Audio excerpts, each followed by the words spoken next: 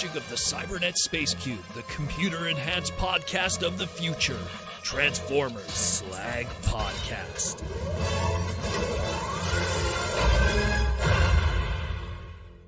What's up, everybody? How we all doing this Saturday night? It's a Transformers Slag Podcast Saturday night live stream main event. This is the face that runs the place. This is Proto Man. I'm the voice that you hear Monday to Friday, and now you're stuck with me on your Saturday night. I apologize for that. I know you could be doing something better with your time, possibly gaming, listening to music. I recommend that. But if you don't have that, you got this dumb guy you have to listen to for the next couple of hours or so. 2 weeks ago was TFCon. 1 week ago was San Diego Comic-Con. This weekend is the ACGHK 2022 Expo in Hong Kong. It's still happening right now. It's Sunday morning in Hong Kong right now, the last day of the show. So we are just going to cover some of the cool stuff that we saw that weekend, some brand new news of some Masterpiece product, and then we'll just take some super chats from the fans. And again, if you want to participate in the stream tonight, again, just super chat below, and I will read your comments out loud. Or if you have a question or anything, make it a nice, fun, interactive chill fest with the crew tonight. Fix the camera so you can see some Plush in the background. My boy Shockwave over there.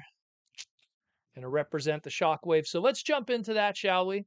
Nice to see all my greens happening in the chat. All the YouTube members and Patreon people. Nice to see you all. Let's begin. So like I said, ACGHK 2022 was this weekend, still is happening right now. So we got a whole bunch of stuff that we're going to cover. Not a lot of new things otherwise in terms of Hasbro products directly, but a lot of different things in relation to licensed products. And there's a lot of cool stuff there. What's up, Aaron, in the house? So we'll jump into that. We got a bunch of stuff from Flame Toys that we're going to cover. And Flame Toys really came in full force this time around with a whole bunch of prototypes and resin protos and the new model kits.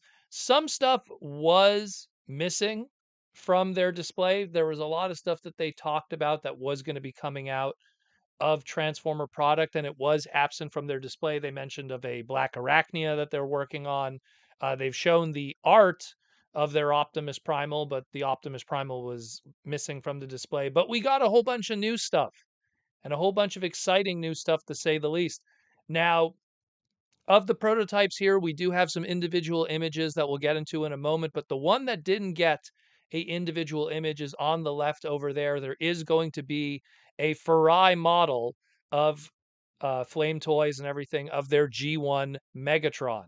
And it looks pretty good. It's based off of that Fluoro Deary design G1 Season 1 Megatron. And we had Megatrons in the past from Flame Toys through their model kit line of Furai model. But this is the first time we got something of the G1 cartoon design. The ones that we got before were more IDW flavored. So this is pretty cool stuff. And we got a whole bunch of other ones too, especially these two in the prototype forms, which we'll talk about in the individual little pieces here. But first, let's talk about their Shockwave. That looks good. Love that Shockwave. I love how the image on the right is kind of trying to imitate that legendary issue number 5 cover of the Transformers Are All Dead. Love that Flame Toy Shockwave. Looks really, really, really good, and that's why I'm kind of rocking the Shockwave here, and he's chilling in the back over there. So he looks really good. I dig that a lot. Been wanting to get a Shockwave model kit for a while now from this line. I've picked up a bunch of the Flame Toys Furai model stuff. They're really good. They're really, really, really good. And there's actually something they mentioned in one of the press releases for one of the future ones we're going to talk about here. If you're hesitant to get into Flame Toys stuff. So we'll mention that for sure. But another one, of course, is their Megatron. And their Beast Wars Megatron is crazy. Absolutely crazy how it looks. If you already saw their Optimus Primal, they already kind of really, exaggerated the designs and the gorilla fur and everything and made it look crazy powerful. And they're doing the same thing here with the Megatron. I love how they kind of did a different kind of take on his tail, where his tail usually turned into some kind of clamp cannon thing. Now it's more of like almost like a trident kind of pincer. I really like what I see. I dig it a lot. It's nice, and if you look carefully, I mean, there's so much detail. The way that they did the teeth of the T-Rex, it's kind of like he almost has like a necklace around his neck with the two little teeth there, even though it should be just, allocated only to the T-Rex head on his arm. Nice little veneering, nice surface detail, looks really beautiful. Um, Definitely gonna probably be a pickup for sure for me. I mean, these are really fun kits to pick up. And the one that was the most surprising and exciting is that of, well, I used to call him for years Giltar. That's how I used to call him, but I mean, that's what we used to call him for literally 25 years. And then when the Transformer mangas came out that were translated by Viz Media, now he's called Gilthor. So that's the name I guess we're going to have to go with because that's the first time we've had an official name for him outside of what us fans have been translating forever. But so yeah, Gilthor is finally getting some kind of merchandise. I mean, this guy has been around for, geez, 35 years. A super obscure character, really just appeared in one piece of manga, and that was it, really. I mean, let's get into his history just for people that are confused and are not weirdos like me. So, Giltaur, as I called him for literally 25 years, um, was a manga only exclusive character in the Transformers 2010 manga. Long after Optimus Prime had passed away and Rodimus Convoy was the leader, the Quintessons took the Cybertronian DNA of Optimus Prime and Megatron. Keep in mind, we were still in this kind of phase where is Galvatron Megatron? Is he his own thing? This is on the Japanese side of things. In America, obviously, it was a different story. And so we had this fusion of these two characters, and we have Optimus Prime and Megatron as Gilthor. His original prototype name was Convoytron, but they ended up with Gilthor ultimately in the end, or Giltar as I knew him forever. Um, you could see the Megatron bits on there. The truth of the matter is, and you could see it on the right there when he doesn't have the battle mask piece on, it's actually a G1 Megatron head wearing an Optimus Prime helmet.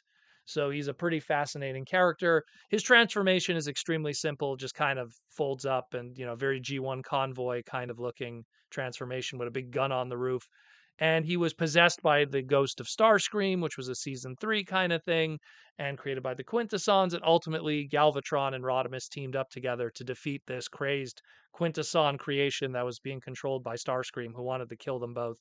And on the bottom middle there, many years later, the legend of Sakamoto, when Sakamoto was doing the Creo mangas, which was an online exclusive thing with Takara Tomy, what Sakamoto used to do was he would take all the Creo pieces and try to make other characters that never got Creo releases, and so he made a Gilthor, and the little Gilthor, the little Gilthor Creo that you see right there was actually created by me.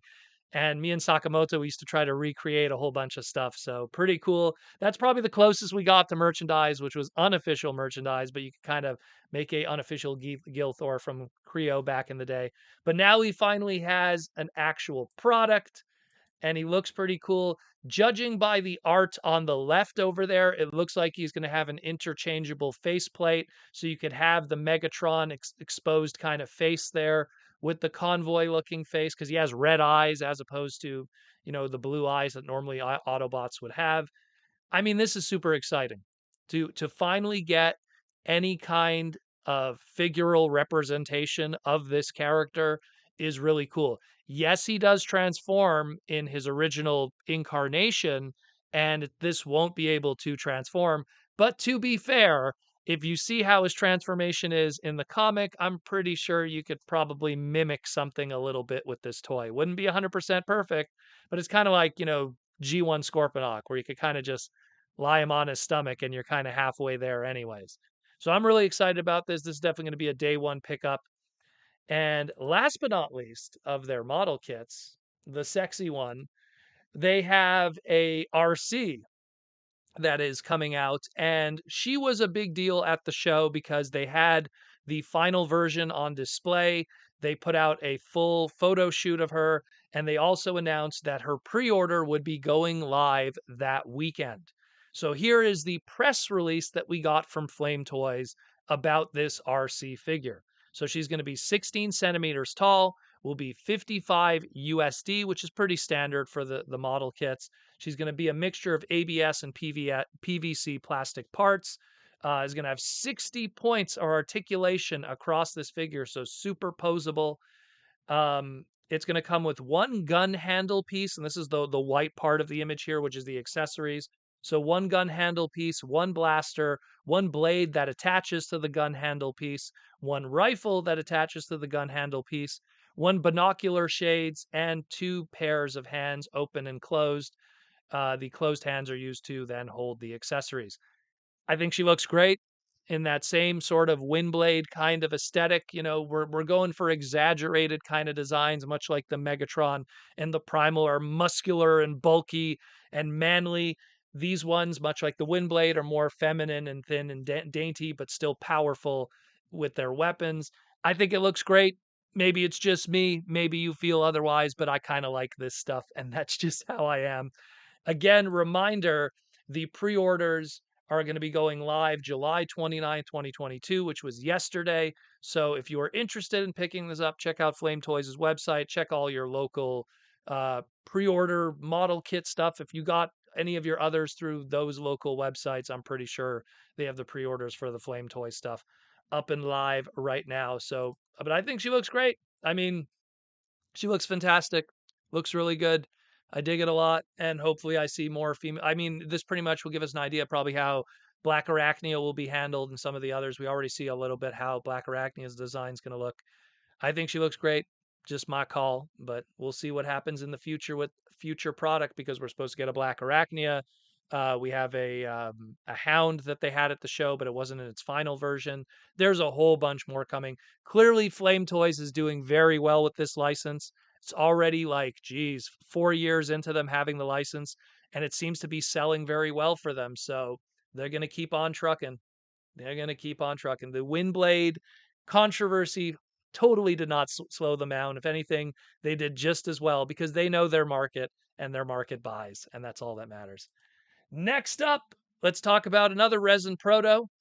Let's talk about finally seeing via the Generations Guidebook 2022 from Million Publishing.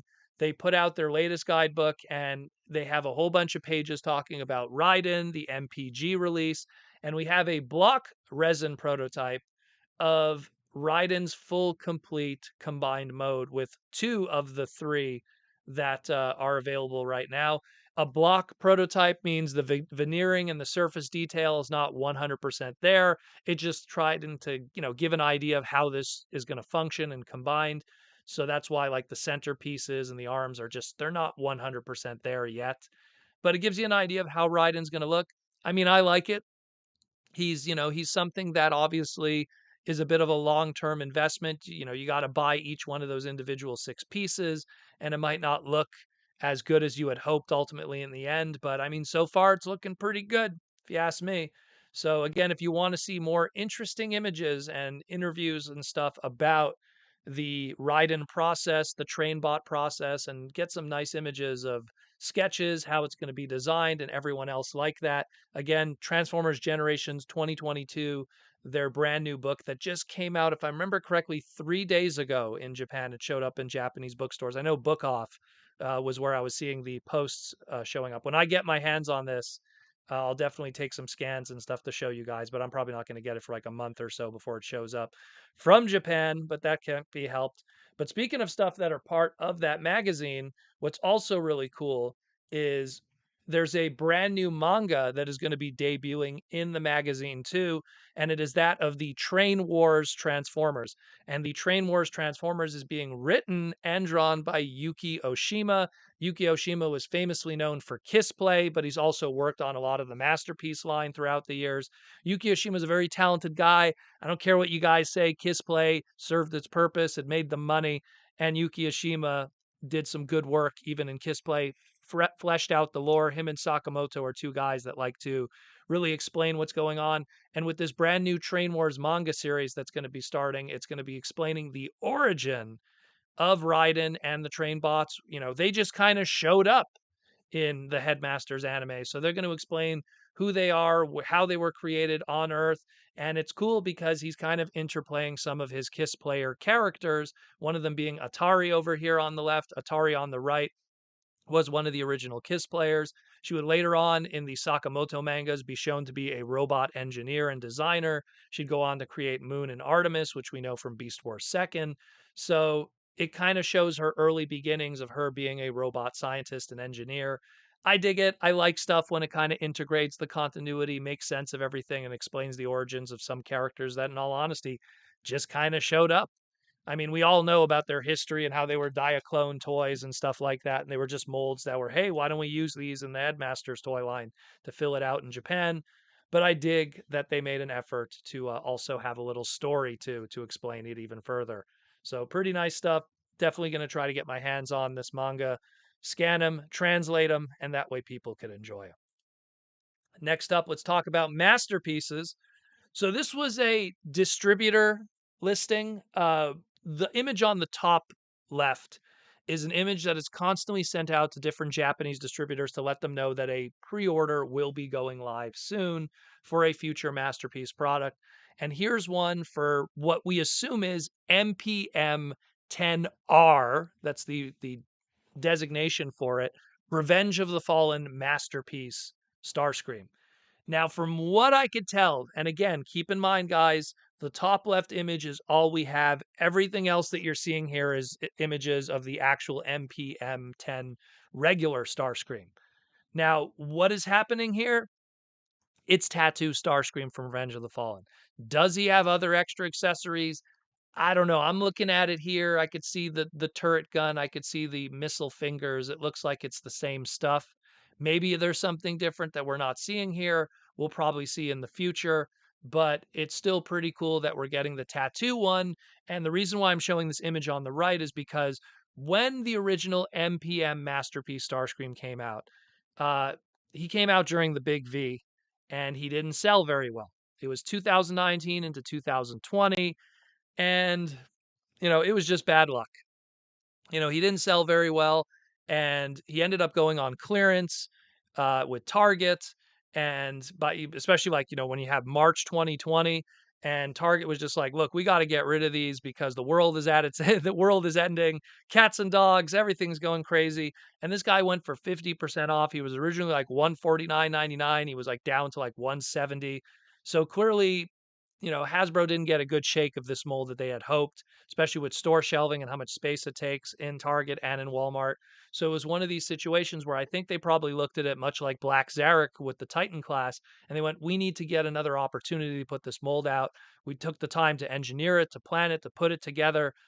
And look, the tattoo repaint's a pretty easy, re-release, and completists will probably buy it again. And, the Chinese market that loved the movie masterpieces will probably buy it for completist sake. People who weren't able to get the Starscream the first time around will be able to get it this time around. Will it have extra accessories? Will there be retooling? That we don't know. If I'm missing something I'm not seeing here, be glad to bring it up. But I'm not seeing it. But it looks like it's just a tattooed repaint otherwise. But we'll see what happens. We will see what happens. I know some people were complaining in my individual segment about it how, well, we haven't finished all the movie one bots. Like, where are those? Why haven't those been completed yet before moving into Revenge of the Fallen? I don't really see this as going into Revenge of the Fallen territory, really.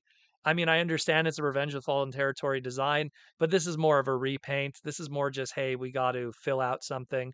I mean, if they did a brand new mold from Revenge of the Fallen, like the Ice Cream Twins or Sideswipe or something, I'd agree with you. But this is more, I don't know, fast and loose because it's a repaint. But it is what it is. So let me know what you think otherwise. But I mean, it's Dorito Scream. So either you love them or you hate them. And I'm indifferent. And last but not least, we had the past couple of days, we had a two-part Q&A from Hasbro with all kinds of stuff that's going on for late 2022 and early 2023, both in relation to the Legacy line and Studio Series. So I'm not going to go through everything. You have a good 40 plus minutes of listening to my voice talking with Hasbro's Q&A stuff and the listings and everything. So if you want to check those out after the live stream, you got a good plus 40 plus minutes of everything that's going on, the return of animated potentially, what's happening with Omnibots, what's happening with Armada, where they're going to be celebrating Armada in 2023 because that's the 20th anniversary for Japan for Transformers Armada. There's a lot of cool stuff in those Q&As. Go and listen to them after you're done here. It'll give you a good 40 minutes of content, and I hope you enjoy it. But I'm not going to talk all about it here because there's way too much to cover, just way too much. So just enjoy that, shall we? And that's more or less it for the news. Again, it was just pretty much the animation, comic, and gaming Hong Kong Expo, and they just had a lot of licensed stuff. They had a few 3A stuff too that was shown, but nothing that was really new, pretty much. Um, but that's more or less it. In terms of new stuff from Symbiote Studios from San Diego Comic Con, there is some new stuff that's going to be happening with Symbiote Studios. Obviously, they have their plushes that they have right now. I mean, I'll just reach over and grab good old Hound here. Good old, I call him the green boy. He looks really good. I just like the detail with the little hologram projector.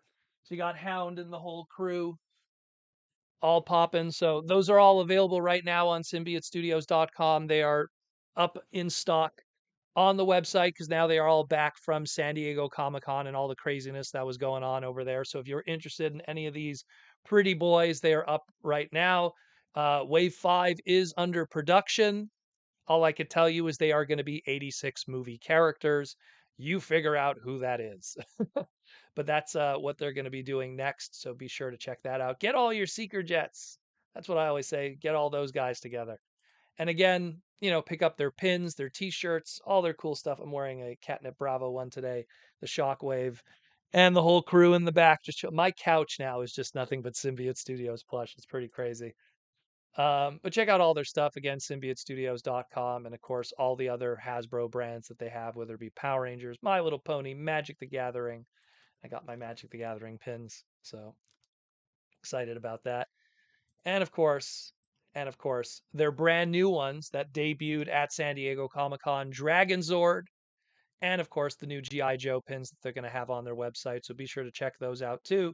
If you're interested, Dragon Zord and the GI Joe pins are not up yet, but they will be up in the near future. So if you're interested in getting your Green Ranger action on to join your Green Ranger plush over here, your Dragon Zord is where to go. And again, get that Snake Eyes one. I love that one with Timber. That one's cool too.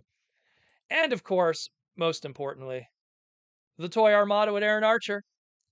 Still have some episodes if you want to listen to the Toy Armada with Aaron Archer, long form visual podcast. Me and Aaron are going to do something in the near future, so be sure to check that out when we do some new ones. But if you haven't listened to yet, or if you just want to re-listen to them again, because there's a lot of stuff you could learn, there's a lot of images on the screen, behind the scenes stuff of different Hasbro and Kenner brands, Transformers or otherwise, Star Wars, Batman, Jurassic Park. No My Little Pony though. I don't think I can't guarantee that one. But definitely all the robots for sure. So be sure to check that out. The Toy Armada with Aaron Archer, separate podcasts on the YouTube. Just type in the Toy Armada with Aaron Archer. Be sure to like, comment, and subscribe to that one. On the road to 1,000 subs with that channel, so we could enjoy some fun with that. And that's it, more or less. So we're going to take some super chats from everyone. If you have any questions or comments on the stuff that we talked about, if you have any questions that you have that want to talk about, the only thing that I got this week, guys, and it was a little piece of history.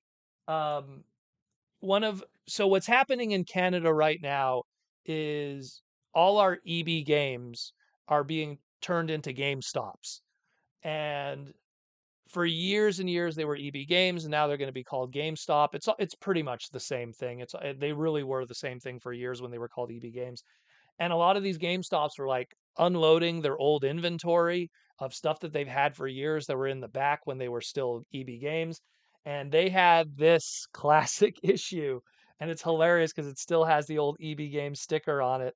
5.99 neuf, that's in French.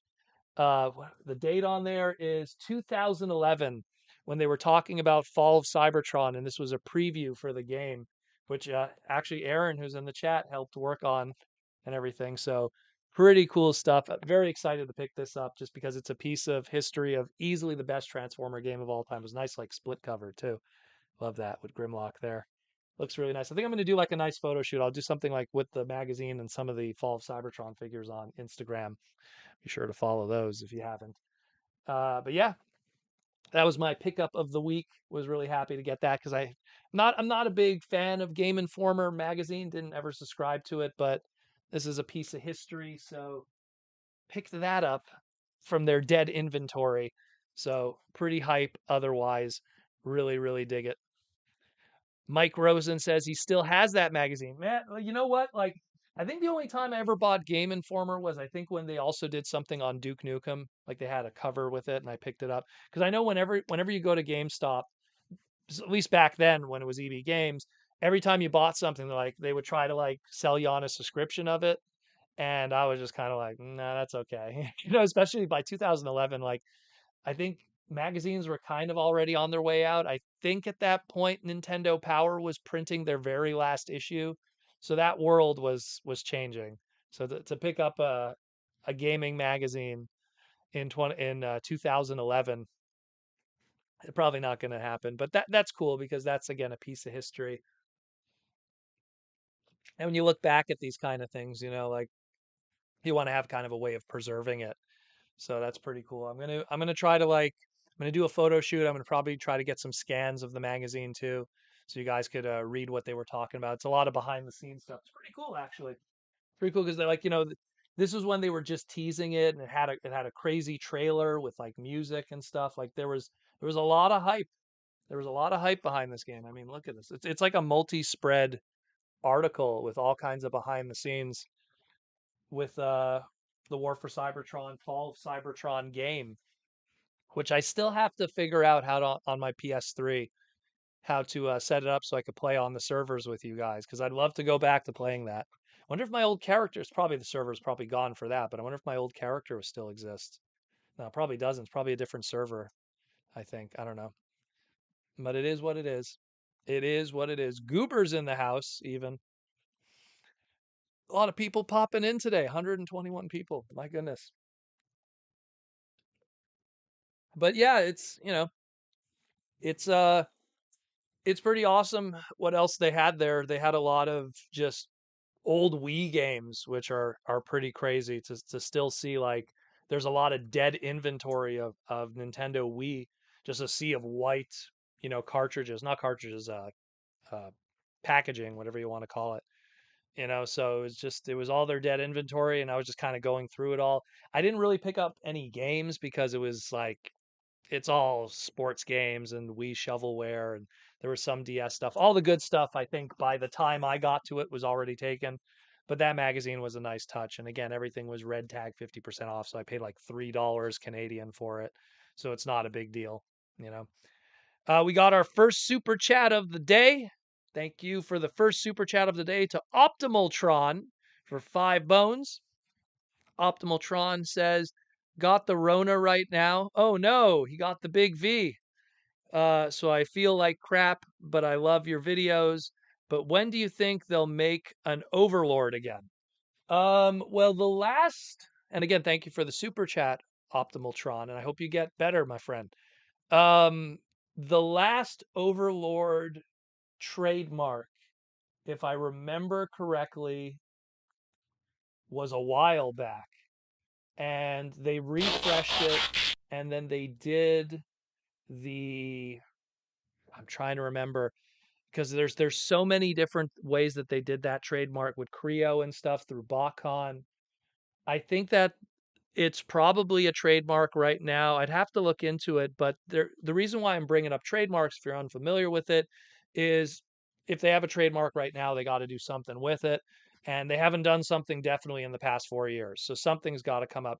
I think we'll probably, if we do see another Overlord, I see it being done more on a smaller product first before we see something big again. Because for them to like revisit Overlord and have it be another leader class would kind of suck. I would hope for a commander or even a Supreme would be crazy. I mean, Supreme I think would be a little too crazy, but it would be really cool. But it's just because you have the Titans Return one, um, then they had the Bakon one, which is even before that, which was the Creo. Man, that trademark is gone at that point. There's nothing else after that. Oh, actually, you know what? The Bakon one, I think they used Gigatron at the time. They didn't even use so probably, let's see, Titans Return is 2017. So 18, 19, 20, trademark refresh 2021, 2022, 2023, 2024. So it's going to be in there at some point. Some point we're going to get it. It's just a matter of time. Is it going to be a commander class? Is it going to be a small little figure? Maybe they'll do like Overlord, but core class. You know, they love those core classes now. Who knows? But we're definitely going to see something within that time because of the trademarks and everything. That's the way I see it anyway. Yeah, there we go. 2017 for Titans Return. Thank you guys. Just trying to do the number. I'm looking at because I have all my displays are in chronological order. So I'm just going like, okay, so that's 2000. I'm looking at Overlord right now. That was a fantastic toy, by the way, if you could get it. I had like a beat up one for sale at my parts party. No one picked it up. I was surprised. It was like $10. Um, Cringe McCringle with a $5 super chat. Thank you, Cringe McCringle. Evening, Proto, and the stream. What's your favorite TF Prime Arms Micron character figure? I quite like the Swerve repaint myself. The Swerve repaint, for people that aren't aware, was they took the breakdown mold, which was already tough to get to begin with in the Western market, and then they gave him like a red color scheme and called it Swerve. Um, I really like of the Arms Microns, they did those little capsule figures, which were kind of like, it's like, what if Optimus Prime, man, I wish I had, I want to show you guys, I had some of the Arms Micron background play sets back in the day. Do I still? Well, actually, I think I could grab it. Hold on, guys. One sec.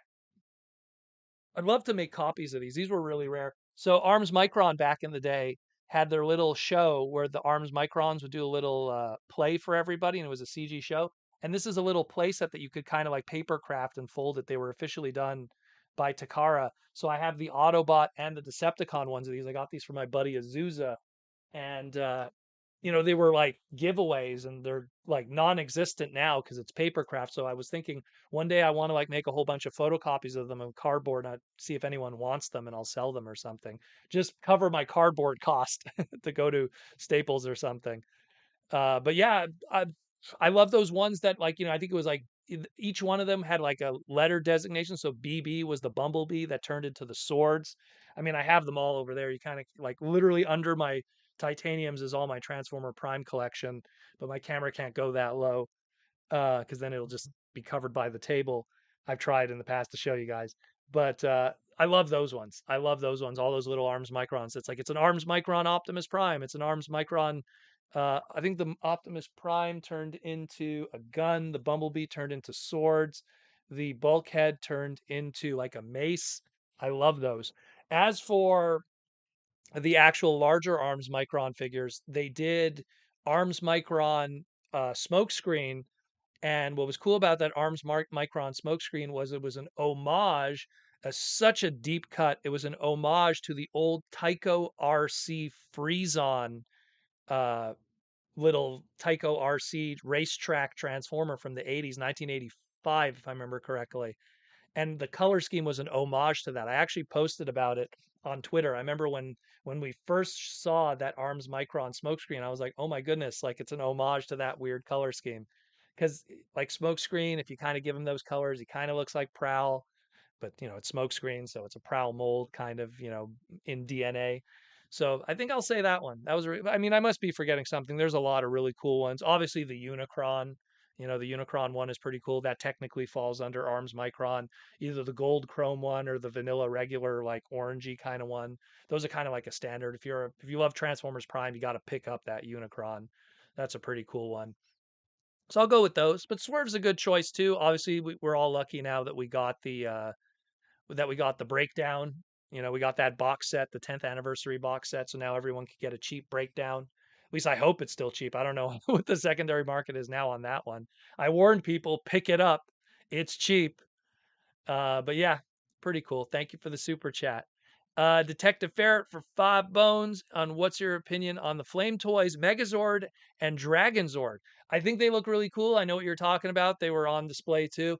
I'm surprised, that they were able to get those because Flame Toys is a Japanese company that sells to a Japanese market.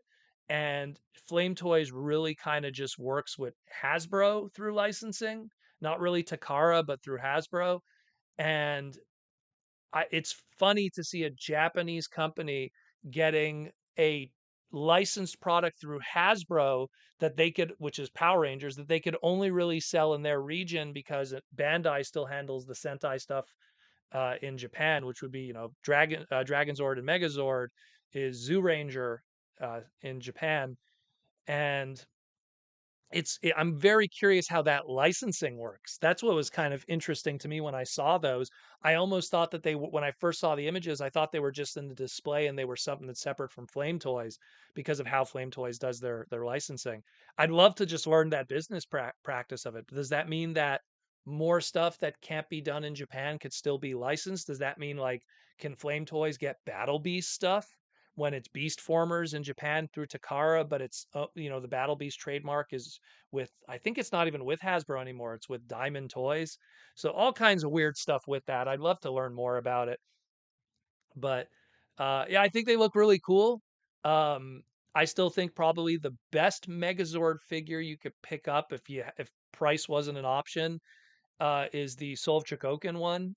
And then after that is the Megazord Legacy Collection one. That one was pretty cool too. Same thing with the Dragonzord. The Dragonzord Legacy Collection is fantastic. Those are two really good ones. But they look nice and they're model kits. So always fun to get model kits. I love building kits. I always go to my Gundam kit days before the big V ruined all of that. I was always going to those model kit building days through Otakuthon. I'd love to hang out with everyone again and do that. Always fun. Donuts and model kits. Good stuff. Thank you for the super chat, Detective Ferret. We got Joseph Ritter with the super chat for 5 bones, back from SDCC and still sick. Joseph got the big V also. It is crazy. It is crazy. Everyone's getting the big V. Well, it's SDCC. So if you're going to spread the big V, there's no better place to do it than SDCC, let me tell you. Kind of makes me happy I didn't go in a lot of ways. He has a question. Deathsaurus to go with Star Saber in the future. Cough, cough. You know what? A lot of people have been wondering about that. I've said it. I think I said it last stream too. I've always felt that they could do look, if you take the regular Star Saber from the HasLab, it's kind of leader class size, the Star Saber. So because he's kind of leader class size, you could take that uh, double dealer from Earthrise, and I posted on Twitter that double dealer. You could retool that and turn that into Deathsaurus easily. I feel like they did that on purpose with double dealer. I see the tooling on it where they were like, yeah, like we're doing double dealer to kind of homage. Turn off my phone here. We're doing double dealer to kind of homage the original character and double face and not double face double clouder from Master Force, but we're also kind of bulking him up for some kind of reason. And I mean, the way that I look at it is it's kind of one of these things where I'm pretty sure they baked in like, okay, this is going to be the source at some point. They have the trademark. They have Det Sunris as a trademark. They had it back in Combiner Wars when they did that box set. I wrote the bios on that box. Well, the small little bios, the little one sentence bios I got to write for those. But which was like a BBTS exclusive, and it was a Toys R Us exclusive here in Canada. So like, it's out there. Those trademarks are there. That exists. So I could see it happening. I could see it happening. It's just, is it going to be HasLab or is it going to be retail? I would like to believe it could work in retail because they always need to fill those leader class slots. I mean, we've seen in the past couple of years now, starting with Siege, moving forward with Earthrise and Kingdom and now Legacy, the leader class price point always has some kind of filler because it just is easier not to have to tool that many leader classes every year. If they could just take something that already they have exists and do a partial out of it, or an extensive partial and really retool something that can make Deathsaurus and throw it into whatever is 2023's legacy line, whatever they want to call it. I'm down for that. I'd be happy with that. And again, the way that his chest works, you could do the breast masters. It works. Eagle, and lion. I think Lioner and Eagle Beast. I think was their official names. So yeah, I'm down for that. And there, you can barely see them. There's the original Lioner and Eagle Beast, and Deathsaurus is back there somewhere. That's the Master Force bad guy display. But the big white pillar here is covering all of them, unfortunately. But yeah, I could see it happening for sure. Just because the trademark is there, I feel the tooling is there, and I think they've been planning it for a while now. I think it's just a matter of time. They're going to find that opportunity and they're going to put it in there. JR Mina wants no high proto. I got the big V also. What is going on? It's hilarious. Like, I went to TFCon, was sitting next to Aaron Archer. I was wearing a mask a majority of the time. I remember people were asking me, "Why are you wearing a mask, bro? Why are you wearing a mask?" And I'm like, "Look, I just want to be respectful to people. You know what I mean? What if I do catch it? I don't want to spread it around. People are talking to me, people are shaking hands. I had a big, of Purell with me and everything, hand sanitizer. I just wanted to be respectful. And then, like, hearing all the people go into shows and catching it, it just proves my point. And me, I can't afford to get sick. I can't get sick. Number one, I don't want to get sick and ruin the pod. I don't want to get sick and ruin work. I just don't want it. Don't want it. Just don't want it. I enjoy working and making money. It's kind of how we all function. But sorry to hear that, JR Mina. You're all the way in the Philippines and you catch it. That's crazy, man. That sucks so much. Today is my 5th day in isolation. I have a scheduled antigen test later. Hope it turns out negative. I hope it turns out negative too, man, because that sucks. That really sucks. Me, I'm dodging the big V like some kind of ninja. Like so many people are like, oh, like why aren't you coming to cons? Why aren't you coming here? I haven't ran any shows. Like I run shows in Montreal. I haven't ran any shows for 2 years, and like literally one of my dealers today. Shout out to Luke. Like he was like, "Hey, are you doing anything before Christmas?" I was like, "Bro, I got nothing planned. I'm waiting until this thing is 100% gone. Like, I ain't doing nothing because I want to do this proper, you know? And it's the same thing. I'm not going to be at the USA shows. I can't cross properly because I could cross, but if I catch something, I am screwed. I am screwed beyond screwed. I am forced to quarantine and then I lose everything. So, needless to say, I'm just going to play it safe. I'm going to ride it out and hopefully everything will work out in the end. But, this big V, it's just it's frustrating. I get it, guys. It's 2.5 years into this. Trust me, when I think about the amount of money I must have lost not being able to run conventions because of the big V, and me, I could run them, but I want to be respectful. That's how I am. Like I don't want to. I feel so bad because I ran a show in January of 2020 and it was this big, busy toy convention. There's actually an interview of me from it. My buddy Skinny interviewed me for his radio station for the convention, live at it, and you could see the footage how packed and busy it was. And that was January 2020. And when the big V happened and it was announced in February, I was just going like, "Oh my god, how much did I spread? How much was I behind this?" Because I assumed like, oh my God, was this like something that like super spread? And my con was one of the very last shows before the big shutdown. And I was like, oh my goodness, what did I do? I just want to be respectful. I want to make sure everyone is healthy and happy. That's the way I see it. Look, I hate it as much as anyone else. I really do. But I'm not going to, force a square peg into a circle hole. I'm just going to ride out. TFCon, it was the 20th anniversary. Aaron's was going to be there. I was going to help him out with his table and stuff. I was like, and I even like told my family and everything. I'm like, look, I'm going to wear a mask. I'm going to play it safe. I'm just going to, you know, I'm not going to go down hanging at the bar or something in the evening. I'll be up in my room doing a parts party and just wash your hands, everything.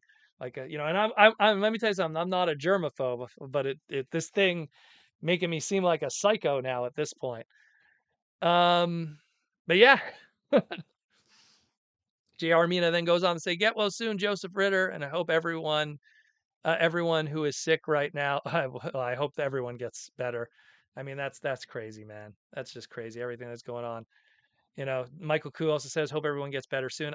It sucks that people are catching it. I have been lucky up to this point to not catch anything, but I don't want to test fate. Let's put it this way.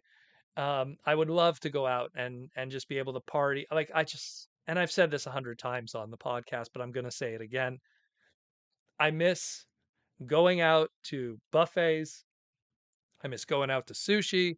I miss going to we have a local wrestling, an indie wrestling show that happened every single month. I used to go every single month and never miss it. Downtown Montreal, the most fun you could ever have. Even if you don't like wrestling, it's a fun environment.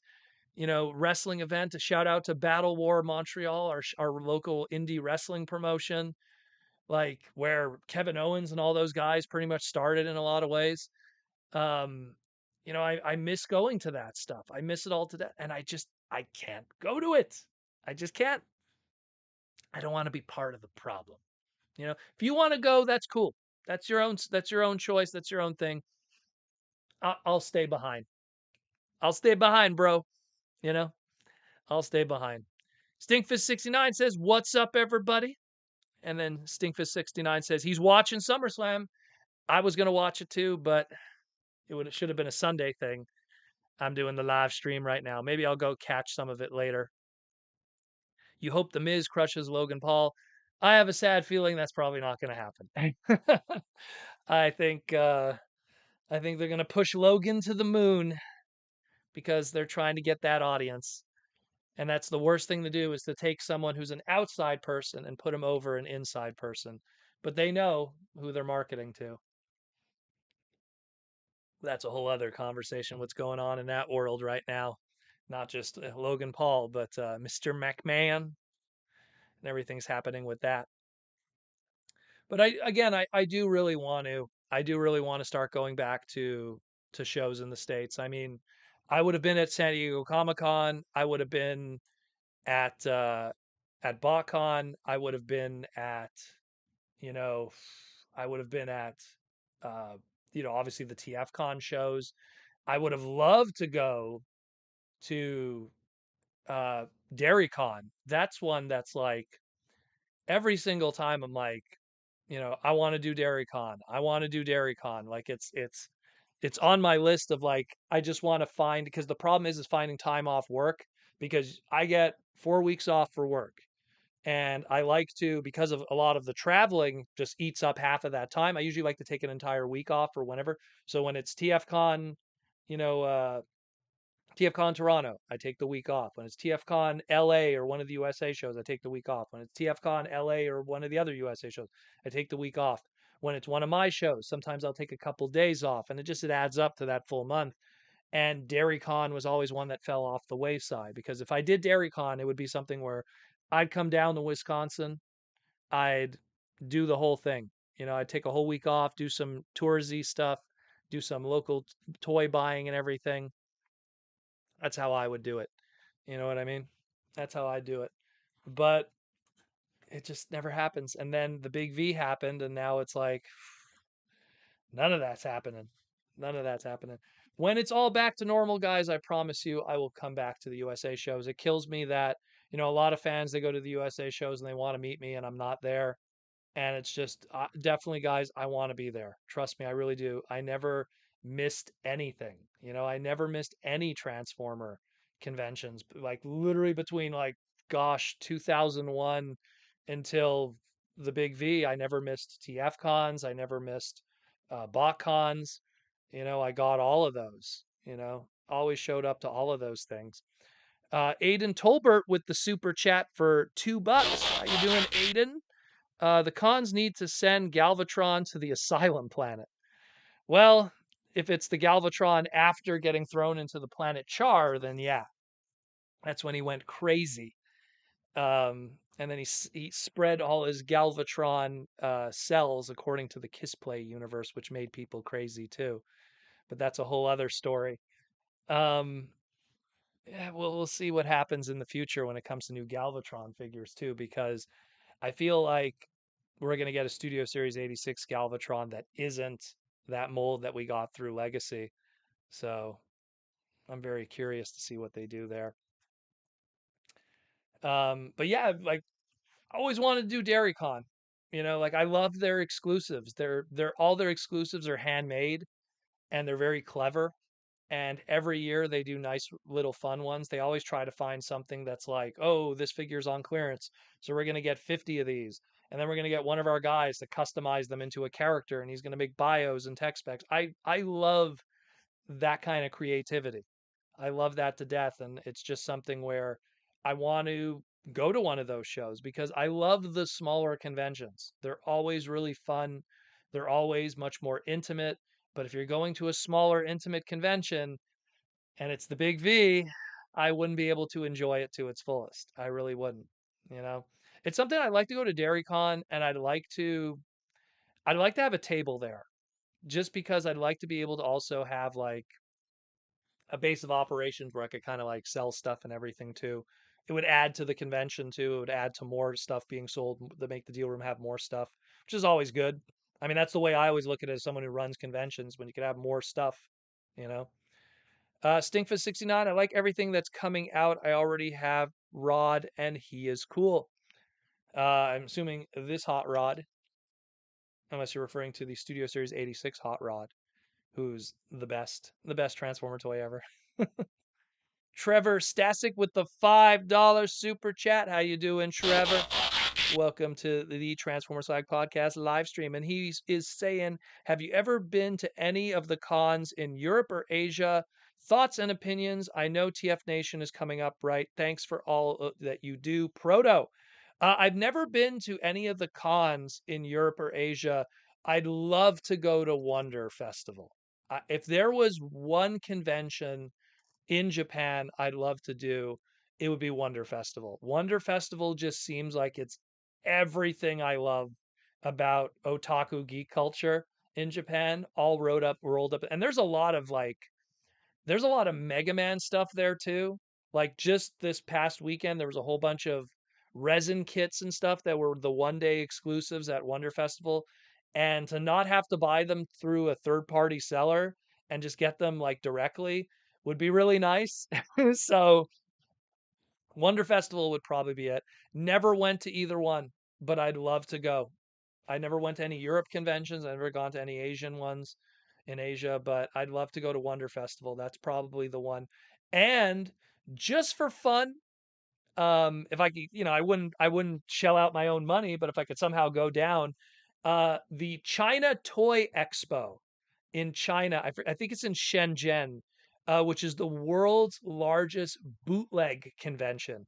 Picture something almost as big as San Diego Comic Con, but it's all the bootleg companies showing off their bootlegs.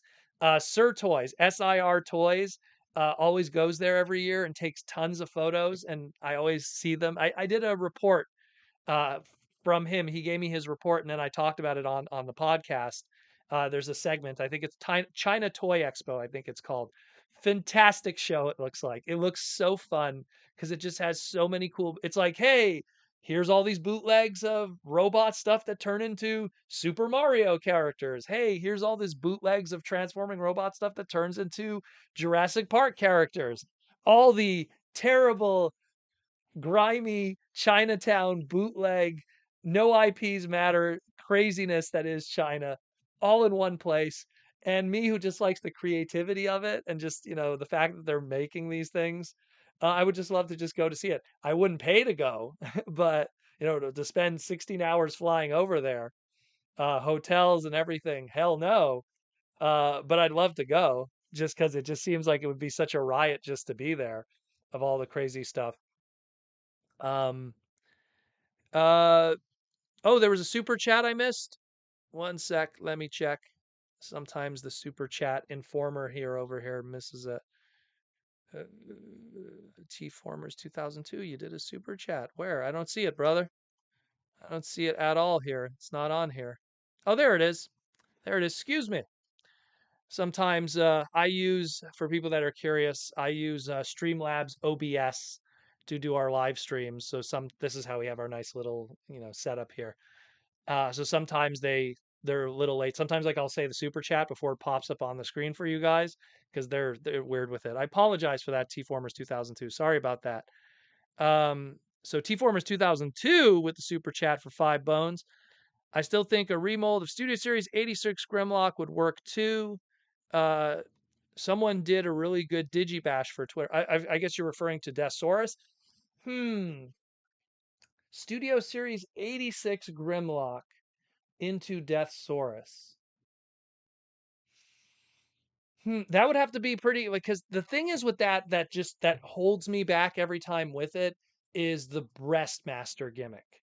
That's the part that always makes me go like, well, what's happening with that? Because they would have to like the cool thing about Earthrise Double Dealer is it's already there. It's already kind of tooled in there because he has his Power Master gimmick that's kind of the same thing. Where man, the Grimlock, they're gonna have to like it might as well be a new toy at that point. They'd have to like really retool the hell out of it. Where what's cool with Deathsaurus is because Deathsaurus had a Brave version, which was a red repaint called Redgeist. And Redgeist also had a tank mode. So when you think about the triple changer aspect of Double Dealer, where he has the tank mode and the Eagle mode, which the Eagle mode could be retooled into that dragon that he is, or that, whatever dragon, kind of looking character that Source was. So you have the tank mode, you have the Eagle mode, you could kind of play with that. And then if Hasbro really wants to double dip on all that tooling, then they could do the Redgeist repaint and make Redgeist now part of, Transformers lore instead of just being a cousin site. I mean, there's a lot. There's a lot of stuff uh, that could be done with that mold. But I mean, look, I mean, if it could be done easily with Grimlock, then sure, hey, I'm all for that.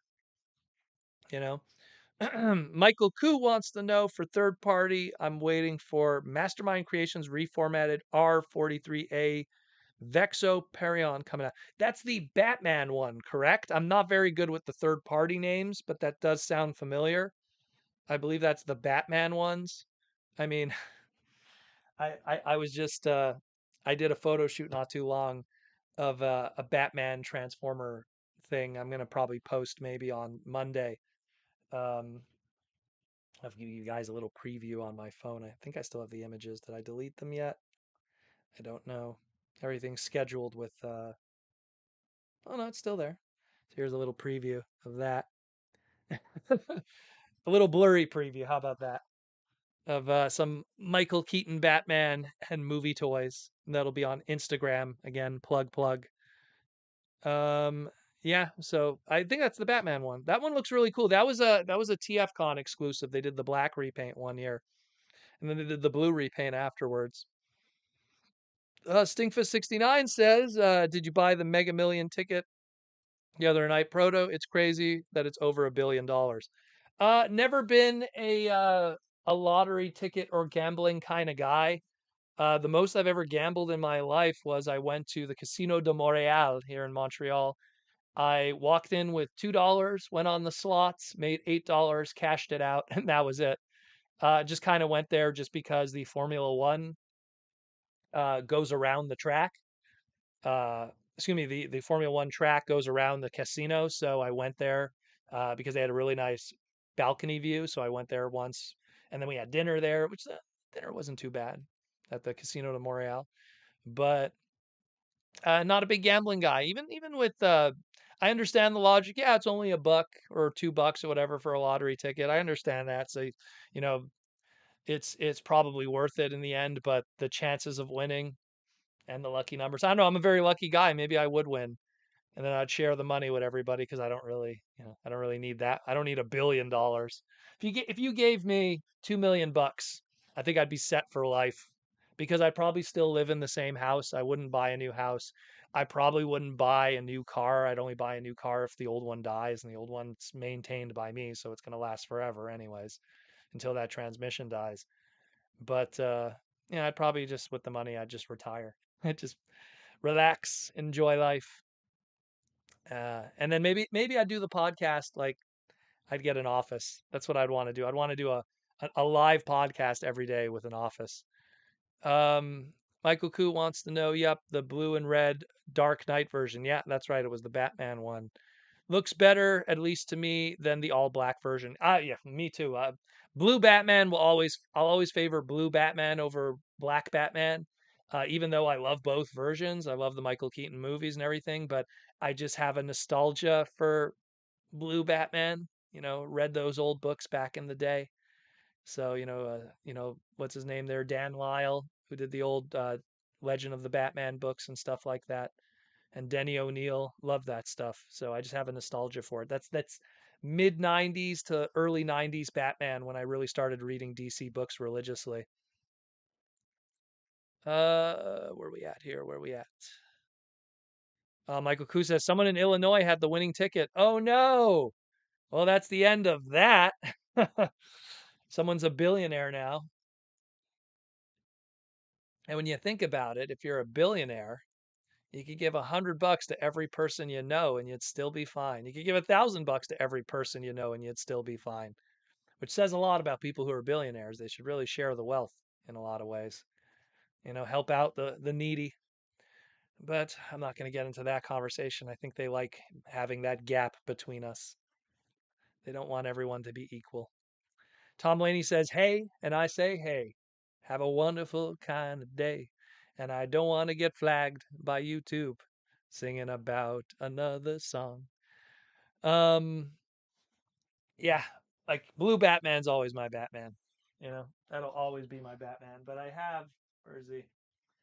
I have my black Batman figure here that I did for dog. I actually might as well pick this up because I got these recently in the mail. These are the Marvel Legends, the VHS box ones that are based off the animated X-Men series. I got a whole bunch of these. I have the other ones still coming in the mail. Thank you, Louie and Mikey, for those. Um, but you know, waiting for those to come. I want to do photo shoots with those too because I own the original VHSs and I still have them to this day. So it'd be kind of cool to do that. Oh, there's Mikey. Mikey's here. So how many Transformers you could buy with $1 billion? Everything.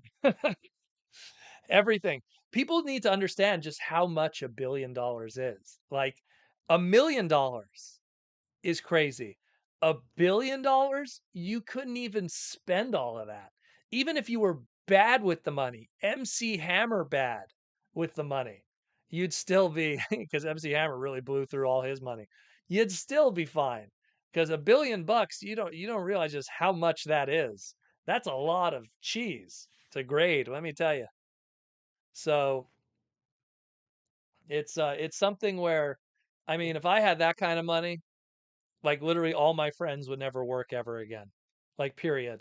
I'd literally give them all $100,000 and go just take the next because when you think about it, so many people I know they probably make 40 grand a year if they're lucky. I'd give them each 100 grand. I go, you know what? Take the next 3 years of your life off. Just take 3 years off. Enjoy yourself. Be creative. Relax. Enjoy life. Go on vacation.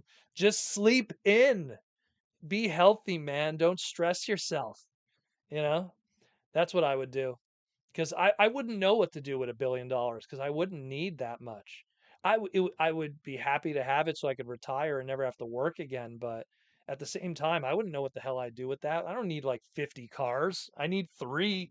I'd probably buy a brand new Subaru Impreza or something, which would be a summer car, and then I'd have a winter car because I wouldn't want to destroy my Subaru Impreza in winter. And my third car would be my A to B car, and that would be it. But otherwise, what the hell would I do with $1 billion? Look around you guys. I mean, do you think I have enough toys? I think I'm fine with the toys. Yeah, there's new toys that come out and they're cool to have, but you don't need to be a billionaire to afford that. You know, I'm so lucky to have great sponsors that send me cool stuff. I'm so lucky that I have great fans that send me cool stuff. I wouldn't need $1 billion. I'd rather just share it around. I told Jaws D this. I said, if I ever was in a situation where I was making really good money, I'd make sure he would never have to work ever again. And he'd work for me because we'd just do a podcast. I'd pay him, you know, because that's how I would do it. You know, that's how I would do it. Super impressed with Joseph Ritter. From my perspective, I love that car. I love that car to death. You have to understand, I'm a car mechanic, and as someone that's works on BMWs and expensive European cars and Mercedes every single day, they're not as good as Subaru. I'm just going to say that right now. BMWs are easy to fix, but they are not built to last, and they are not good cars. Maybe you like them physically.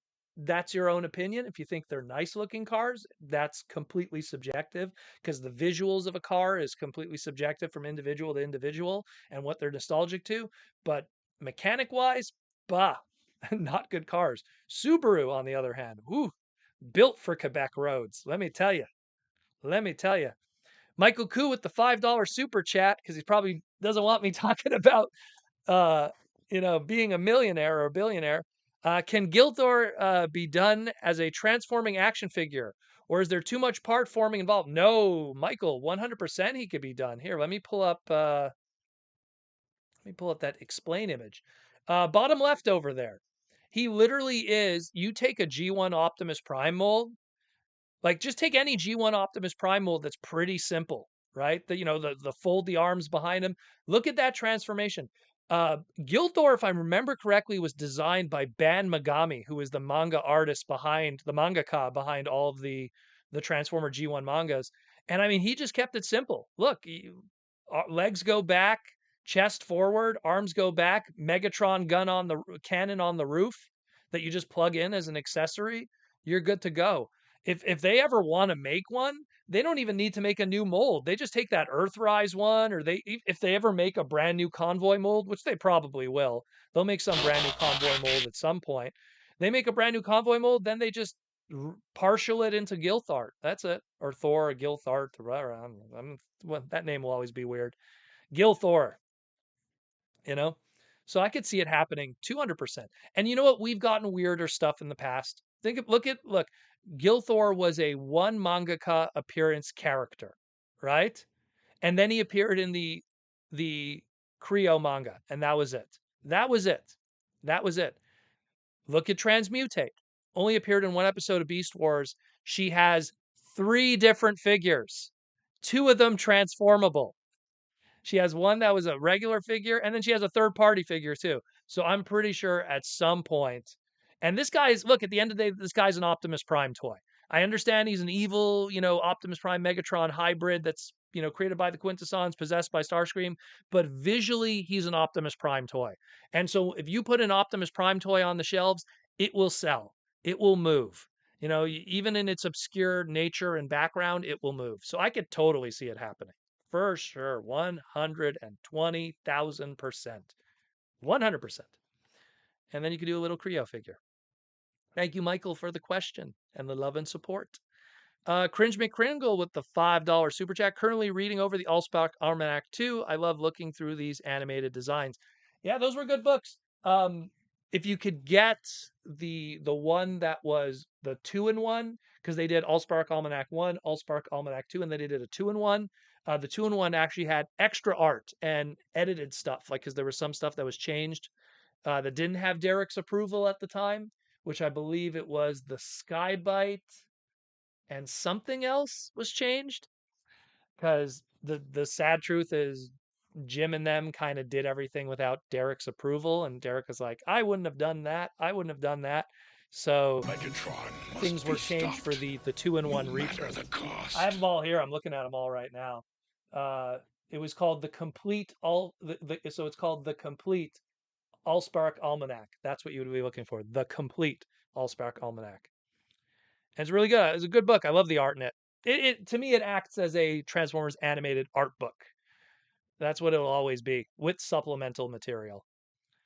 Thank you for the question, Michael. No, excuse me, not Michael. Cringe McCringle. And then we have Stinkfist69 with the 19-month YouTube membership question. Did you like the new 2-pack Orion Pax Prime? Because you say Pax and Prime, but I'm assuming Orion Pax and Alpha Trion. Yes, I think it looks amazing. After a history of straight up cups being repainted into Orion Paxes and them not looking very good, they finally pulled it off where it looks really, really good because they retooled the chest and everything. And it combines with the fact that, when you think about it, Cup, he could be taken apart and everything because of the squid scene, the '86 movie, and the fact that Orion Pax gets all shot up by Megatron and stuff. You could kind of recreate that too with the missing arms and legs. So it's kind of good forward thinking. Uh, coincidentally, when designing that Studio Series '86 one, and it's a really good Alpha Trion toy. I mean, the last decent Alpha Trion figure we got. Well, Cyberverse had one too. Cyberverse had an Alpha Trion figure that kind of looked like a Star Wars vehicle from the Empire. Probably the last good one we got was that Tiger one that we got from Titans Returns, and before that, man, what did we get? I mean, that's a decent one. I don't know, like a PVC figure or something, or a licensed figure. So it's something where we'll see what happens in the future. But I mean, I think that one's fantastic, and I mean, it was a given when we saw Scourge and how he was designed. You're like, oh man, that's definitely going to be Orion Pax at some point. And where's our DevCon? Not our Orion Pax, our Alpha Trion. Excuse me, I keep mixing up those two. Um, but yeah, and Joseph Reader says Tesla every day. You know what? I agree with you. I think electric car as a mechanic, let me tell you something. I think electric cars are fantastic. I think they're amazing. They just would not work in a place like Canada that could reach, -30, -40 weather, Celsius. Keep that in mind. I work in Celsius. And so does the rest of the world, America. um, no hate, just saying. But it's just the problem is, I have to wake up in the morning and start a car and right away have the heater blowing just to melt the ice on my windshield while I'm scraping ice off of it and cleaning off, you know, 18 centimeters of snow on my car. That right away kills, I would not be surprised, probably kills 20% of the battery.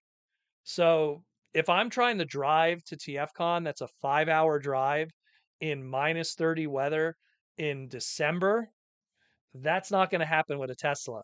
That's where the gas powered car is going to survive. And until the battery is so powerful that winter isn't an issue, that's where the gasoline powered vehicle will still squeak out, I guess is the best way to put it. But otherwise, I mean, if you live in Florida or any of these other places or LA, yeah, for sure. And if you're not doing big long distance driving, just A to B stuff, I think Tesla is the way to go. 200%. Look, gasoline vehicles, take it from me, who's in that industry, they shouldn't exist. They really shouldn't. But it's the corruptness of the gasoline industry that's going to probably shut down my electricity right now because I'm talking about it. But the gasoline is because if you get rid of a gasoline powered engine in a car, you get rid of a ton of industries that are making tons of money in that motor industry. You're getting rid of oil changes. You're getting rid of all kinds of ways that you handle, piston rings and how that, just I'm thinking of like so right away you're gonna lose completely accessory belts, piston rings, what else is stuff? All kinds of gaskets, all the gasket companies that must exist for engine heads and gaskets. What else would probably get removed? Power steering probably will still have oil. Probably. They'll probably keep power steering on an oil-based system. Um, but there's, so many industries would just go belly up, and all of those industries have their own, inside reasons to keep it going forever so they could keep making their millions of dollars. There was a great movie. I forget who acted in it, and it was like someone in the comments. It was a big Hollywood movie that was about the history and the patent of the wipers. And it was this big court case movie. And it really tells you a lot about how corrupt the automotive industry is in keeping their money and keeping it alive forever, even when it's not doing well. Um, I mean, think about all the bailouts that happened with Detroit, even during the first recession in 2008. The government bailed them out, keeping them alive forever. even though they're some of the worst cars. Oh God, why would anyone buy a Ford in 2022? I would never understand that. You know, you have a Ford Mustang in the 60s, sure. Awesome. But today, come on, man. What are you out of your mind? You hate your money?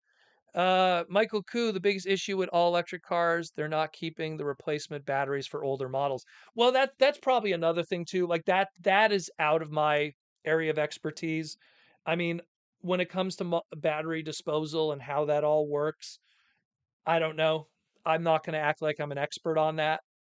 Um, I just know that when we're changing batteries on actual cars for there's, just their little battery, we have a whole recycling system that works with that because of their cores and because it's zinc that's used in those batteries, and zinc is very valuable. And when you could recycle zinc, you know, those scrapyard guys give us $20 a battery. So I can only imagine what they turn around and sell it for. They probably sell it for 40 bucks, and when you're buying those batteries brand new for like 80, that says a lot about the zinc that's involved with that. So, Michael Koo then wanted to say, a family bought a used electric car, replacement battery no longer being made. See, that's a shame. That's a shame because, like, I firmly believe this has always been my hot take. I think that the electric car could have existed 20, 30 years ago. And then the technology that could have been refined 20, 30 years ago would be like the future today. Like, we would probably have perfect electric cars today in 2022 if it wasn't for the gasoline industry. And that's someone who works in that industry and sees how corrupt it is. So, but I hope it works out because, it's for our future. And the second you know, to me, the ability to travel and car ownership is very important to people. And it's a way to have freedom to travel because, and we're not talking just, getting to work and back, getting out of where you live. If you live in a backwards, boring, no future city or state or province, the ability to have easy transport to get out of there and start a new life cheaply and effectively is something that's everyone's right in a lot of ways. I mean, I love it when people talk about how like the train industry in the United States still functions on stuff that's existed in the 1950s. While on like, there's bullet trains in Japan that take you across the entire country in an hour, and yet why isn't there a bullet train that goes from New York to California that would do it all in 3 hours? There would be this amazing bullet train that would probably take you from New York to Cali in 3 hours, but it doesn't exist. If you look at railways in the United States, and I know a lot about this because we talk about it a lot in the mechanic world, there is railroad tracks that lead to nowhere that are still in the United States that are still laid down because there's just so much of that. There's so much of it out there in that whole industry of just pumping coal into the sky for no reason. I'm sorry for going on. I'm sorry for going on that topic and going there, but it's just, it's nuts. It's nuts. 4-hour traffic jam, 90-degree weather, battery dies by Tom Laney. Well, that's if you're running your air conditioner for sure. You run your AC. For people that aren't familiar with how it works, gasoline power, those pistons work that alternator, not the transformers, the actual alternator. That alternator turns that into electrical power, and that electrical power runs your air conditioner. Anyone who owns an air conditioner, like an actual air conditioner, knows if you want to blow a fuse in your house, turn on a few things while the air conditioner's on. Air conditioners take a ton of power, a ton of power. So your alternator is working just as hard, zapping just as much gasoline to get that air conditioner working. So getting that AC working, man. And Mikey and Louie, they own a Tesla, and I talk with them a lot about it because it's fascinating to me. Because I'd love to own one, but living here with this weather, like, yeah, right now it's hot, it's summer, it's nice weather, but come December, I'm gonna be like up to here in snow. So we got a super chat, gold super chat. T Formers 2002 slides in with the gold super chat. And he wants to know, hey, I just realized that from a few years ago, we got a leak about a family-themed Transformer show with Bumblebee being in the garage or something. That most likely is what Earthspark became, right? 200%. That's exactly what Earthspark became, because when they talked about that show, they said it's a family that has the Autobots involved, and it's a family that's with the Autobots.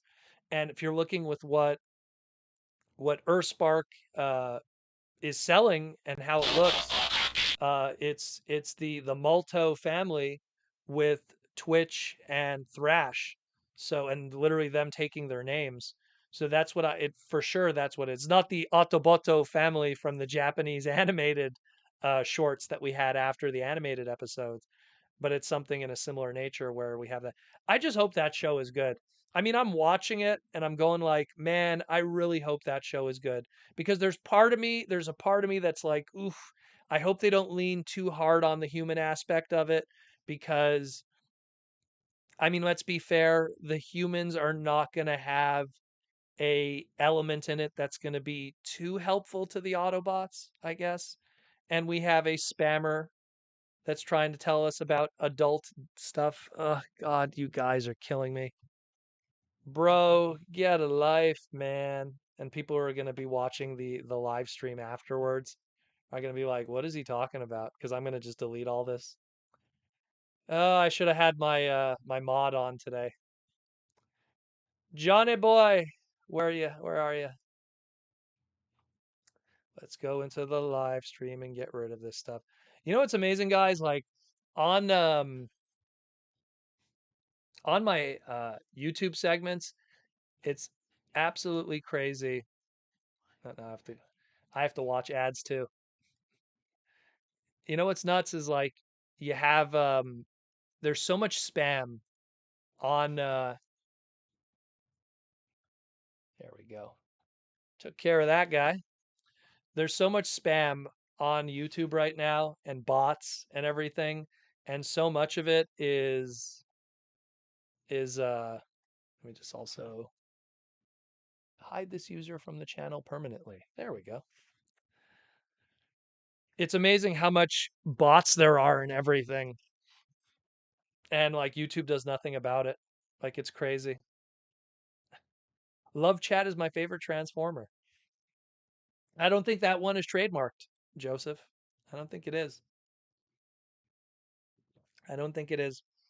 It's kind of a shame that you know they allow that to exist, because I report every single spam bot and they do absolutely nothing, and those spam bots come back.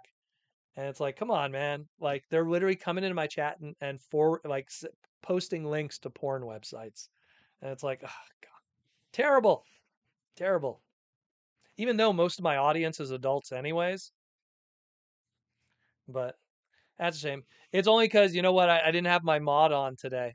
Usually I have John, who's the mod for for the stream. So a lot of times you guys don't even notice the negative stuff. It usually gets deleted beforehand. But John took the day off. He's probably watching SummerSlam with everyone else. So it's just me. So if you want to spam stuff, do it now. It'll take me 5 seconds to catch it, instead of normally just getting zapped right away. Um, but yeah. Anyways, what was I saying? But yeah, it's just, me personally, like I would just like it if we just had like, electric cars and that was it. Because I would want it, because when you have electric cars, it gives people more control of their expenses, because yeah, the electric car then goes into your expenses from your electrical bill, but it's not that much compared to having to fill up gas. And after what happened with certain wars and what's going on with inflation and gas prices, it's not in the future, man. It really isn't. Gasoline powered cars, we're literally at the will of that stuff. It's one thing to own a 5-digit vehicle, or get a good, decent condition 4-digit vehicle, but then have to spend that kind of gasoline and everything over and over. Stinkfist69 says, I'm out, Proto. Have a good night. Have a good night, Pro. Have a good night, Stinkfist69. I am tired today. I don't know why. I went out today and did a whole bunch of stuff and did my food shopping, and now I'm bushed. I am bushed. I need a haircut too. I know some people made comments. I need a haircut. I need one desperately. Desperately need a haircut. It's just it's been a long couple of weeks. Been very busy. But going back to Earthspark though, like, I just, you know what? The toys look promising. So that makes me happy. Like, the fact that we're starting with a deluxe class price point as opposed to Earthrise that was not Earthrise, Cyberverse that was late to the game with the deluxe price point. So that already gives me confidence in the toys. But the show itself, I really hope it's not too much of the Malto family. If you have to write them in that it makes sense because, you know, people love G1, but look, Spike was not the whole show. Those guys, especially by the time you got to season 2, Spike would be maybe part of the story sometimes. Or you'd have like, individual characters or like a Raul or something or Juanita with the, like you'd have all those characters. But really was about the Transformers and telling their story. And when you look at Transformers Prime, sometimes I feel that was the biggest weakness. I didn't care about Jack and Raph. Miko was cool because she kind of was involved with the Apex armor and stuff. But the other two, if they weren't in the show, I wouldn't have missed them. But, if you told me, like, hey, we're going to do Beast Wars, but take out Rat Trap, or take out Cheetor, or take out Rhinox, or take out Primal, like, I'd miss those characters, but it's just, I just hope that it works out. I just hope that it works out and it's a good show. And I hope the human element isn't too much. Master Force was a different story because the humans were involved. Cyberverse didn't have humans, and that's probably why it was such a good series. It's if you have humans, it's gotta fit in well, and the humans can't take over the narrative too much because at the end of the day, the title says Transformers, and that's kind of what people are tuning into. And on top of it, yeah, there's going to be little Multo family figures, but they're not the toy line. The toy line is going to be everyone else. So you got to sell the product, not the Multo human figures that these little unarticulated little slag figures, you know.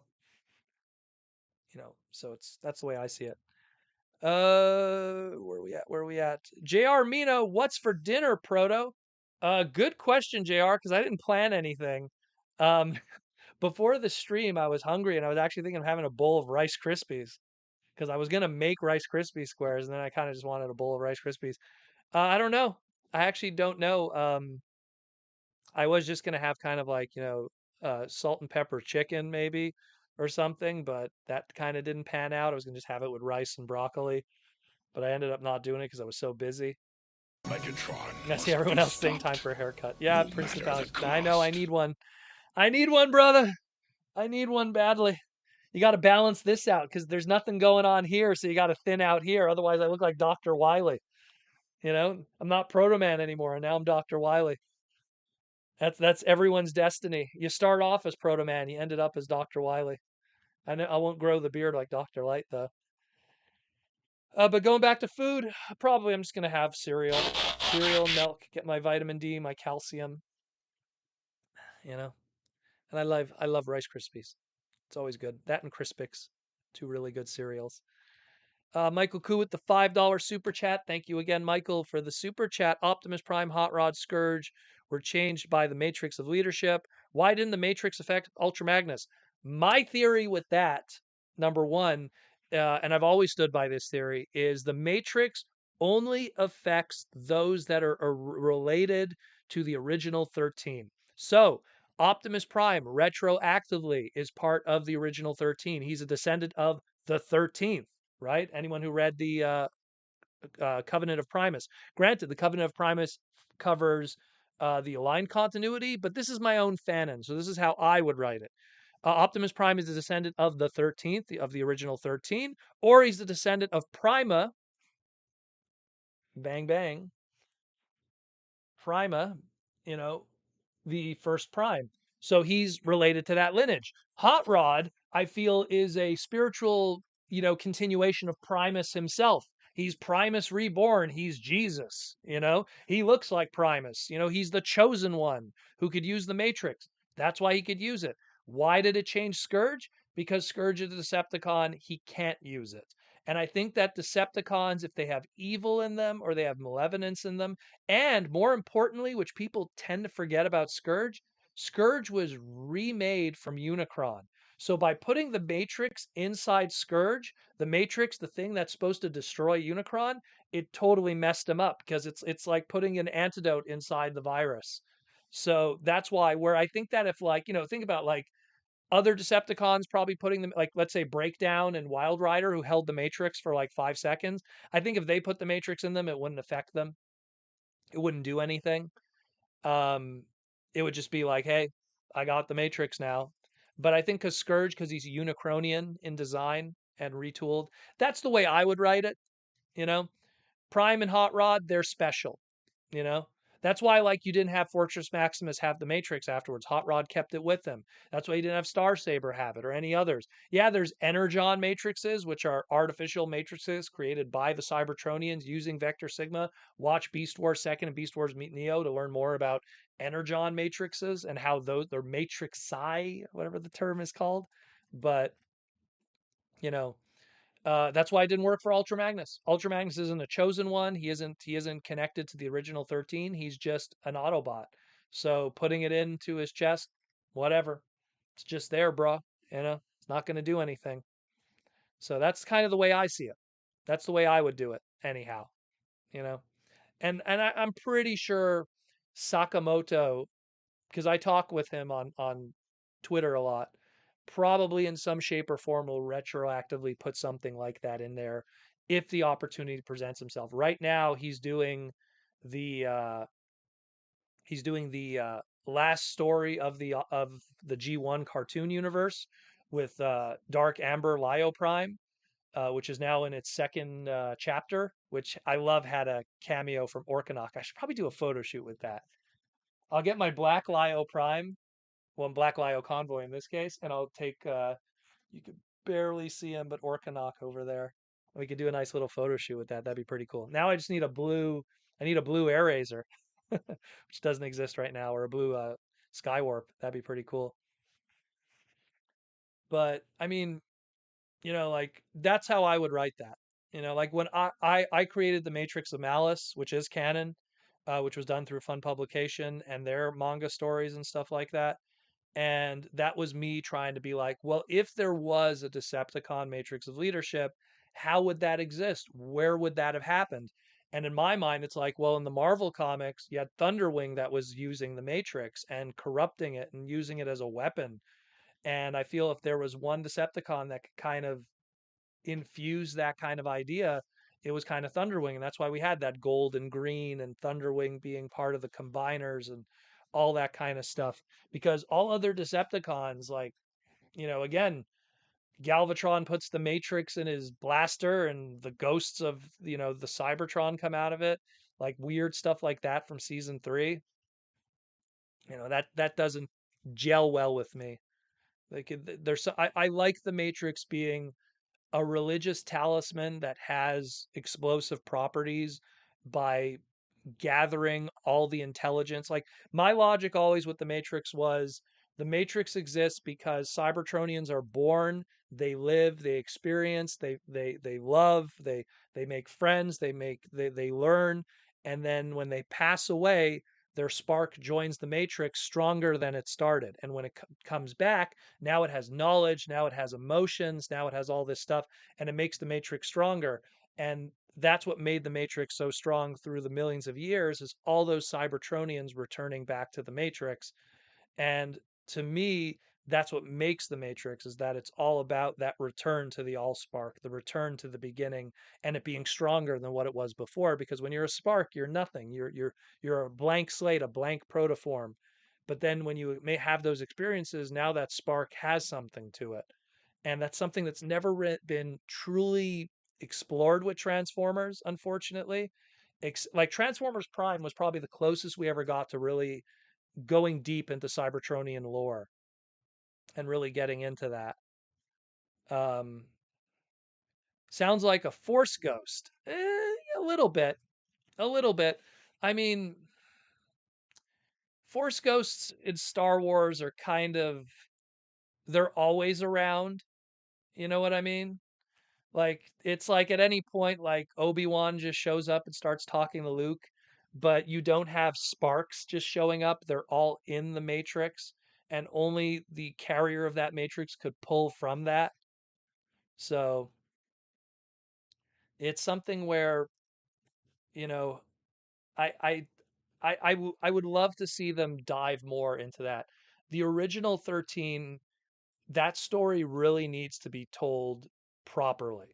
Like TV series, I know they'll never do it because it's none of those are trademark characters that could sell action figures. Maybe Megatronus, Vector Prime, but the second you go, obviously like look a Build a Figure McAdams, but it gets to a point, unless you could do the original 13, they could all be sellable action figures, and then you could tell that story. And then part of me is like, oh, it's going to be a Netflix made story and it's going to be garbage because the Netflix budget and the TV series are just not there. So it's something that I would love that story to be told properly, though. We kind of got it a little bit with the Covenant of Primus, but it wasn't all there. We kind of got a messed up version of it through James Roberts's book, where it's more just James going, everything you heard about the legend is a lie. And that's so James writing, because James is very um don't believe anything politicians tell you. Everything is a lie. He's that kind of guy. So it's just like him to go, yeah, everything you thought was so great about Prima. No, he's nothing. He got beat you know, like a bee, So I don't want to spoil too much on his books. Go read them, you know. There's still so many people that haven't read those books. Oh man, we only got 13 minutes left. Damn. But I mean, I love the concept of the original 13. I love the Unicronian origin on how, the Big Bang was partially his fault. It's partially him at the beginning of our Big Bang of our universe. I love the idea of Primus being a god of light. I like that origin story. It always made Transformers so much bigger than what it normally is. Michael Koo, is there a canon explanation to why Starscream's ghost never rejoins the Matrix? That was covered in Beast Wars. Indestructible spark. Supposedly his spark can never die, and as a result, it just floats around endlessly forever. Beast Wars was the one that started that idea. When when it was first introduced in the Ghost of Starscream, um, there was no explanation. It's just Transformers die and they have ghosts, and apparently Starscream's ghost was still wandering around. And there was no deeper explanation for that because there was no idea of sparks. There was no idea of where do you go when you die. Yeah, Optimus said, soon I will be one with the Matrix, but there was no deeper explanation to that. Maybe it was the belief that only leaders go to the Matrix, but there's actually something much more to that. And it wasn't until Beast Wars, which again, thank you, Beast Wars, for turning Transformers from science fiction into deep science fiction and creating all sparks and protoforms and the sparks and explaining where you go when you die and understanding, how do they repair, with CR chambers and all of those little things that thank Beast Wars for, because they created all of that and even gave the names for like the dark side, and the Axelon and obviously the Ark always had a name, but the Nemesis, all of those names and stuff. Uh, Gabriel says here, Starscream is such a stubborn bot that he refuses to die.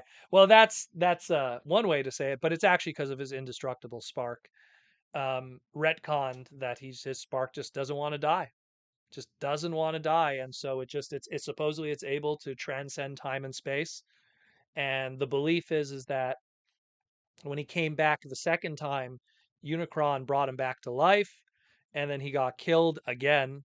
I believe the line was, um, Starscream is back. He's no longer a ghost. Then Galvatron says, "Not for long," and then he shoots him and kills him again, pretty much.